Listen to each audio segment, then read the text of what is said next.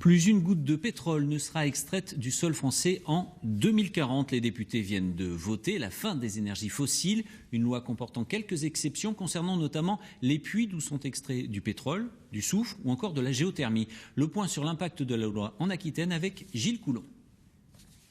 C'est un soulagement pour les députés béarnais. L'amendement qui a été adopté cette semaine sur la loi énergie va permettre de continuer l'exploitation des puits de pétrole et de gaz dans ce département. Le bassin de Lac pourra donc poursuivre son activité concernant son gisement de gaz soufré au-delà de l'année 2040. Une bonne nouvelle pour le groupe de chimie Arkema et le maintien de l'emploi. Autre exemple, dans le Vic-Bilh, ce site repris en 2012 par le Canadien Vermillon produit près de 700 barils de pétrole par jour. 30 millions d'euros ont été investis. Ce pétrole produit en France a plus de sens que le pétrole importé d'un point de vue environnemental. Il est moins émetteur de gaz à effet de serre, riche en emplois, en redevances minières qui revient aux communautés locales et aussi permettent à faire vivre les territoires où ces richesses en pétrole sont présentes. Quant au gaz, riche en soufre, il est acheminé via un pipeline sur le site industriel de Lac. L'exploitation va donc continuer. Dans les Landes, le site de Pécorade, lui aussi, bénéficie de cet amendement. Invité de ce journal, le député MoDem de la 2e circonscription des Pyrénées-Atlantiques, Jean-Paul Mattei. Vous faites partie des élus béarnais qui ont réussi à faire voter cette dérogation pour permettre de maintenir l'activité d'extraction en Béarn et dans le sud des Landes, pour permettre en fin de compte de poursuivre l'exploitation du soufre au bassin de Lac. Mais est-ce que cela ira au-delà de 2040 ?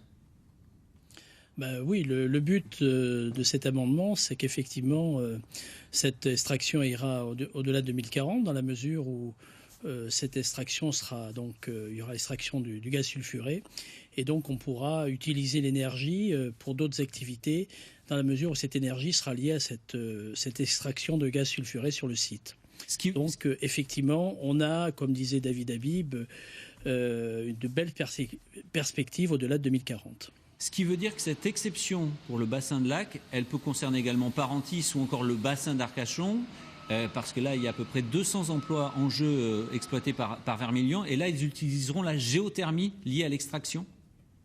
Voilà, donc ils pourront utiliser la géothermie liée à l'extraction. Alors on a essayé aussi de faire passer un autre amendement qui a été d'ailleurs adopté hier sur la reconversion des sites après 2040. Donc il y aura des propositions qui pourront être réalisées par les industriels de la reconversion du site. Donc j'espère qu'on aura une belle transition énergétique en utilisant donc tout le savoir-faire de l'ensemble de ces entreprises sans qu'il y ait un coup d'arrêt définitif sur ces exploitations.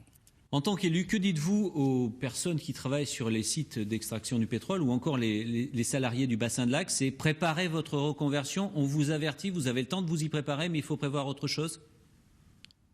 Écoutez, moi je crois qu'aujourd'hui, notamment sur le bassin de Lac, qui est un site que je connais bien, on a une belle reconversion du site industriel depuis 2013. Donc l'extraction du gaz est uniquement pour les industries sur le site. Donc on a un véritable enjeu. Moi, ce que je crois dans cette co-construction qu'on a eue au niveau de ce texte, c'est qu'on a effectivement préparé et avoir une autre réflexion dans le futur par rapport à l'utilisation de ces sites. Mais pour l'instant, les industriels qui voudront utiliser le gaz de Lac peuvent être en confiance. Il y a de belles années encore devant nous sur ce site. C'est un argument qui a plaidé en votre faveur dans l'oreille de Nicolas Hulot. Il a été difficile à convaincre ? Écoutez, moi j'ai trouvé que Nicolas Hulot avait une attitude très constructive. On a très bien travaillé avec ses conseillers. Il a pris conscience de ces enjeux importants pour l'emploi et pour ces sites. Et on a vraiment construit ces amendements avec ses services. Et c'est pour cela que ça a pu être adopté. Et ce qui est, moi je trouve, un travail législatif remarquable et une très bonne méthode, en alliant l'ensemble des députés concernés, qu'il s'agisse de Josy Poito, Florence Lasserre et bien évidemment David Habib. Jean-Paul Mattei, merci beaucoup d'avoir fait le point dans le 19-20 de France 3 Aquitaine sur donc ces amendements à la loi concernant l'arrêt de l'exploitation du pétrole d'ici 2040.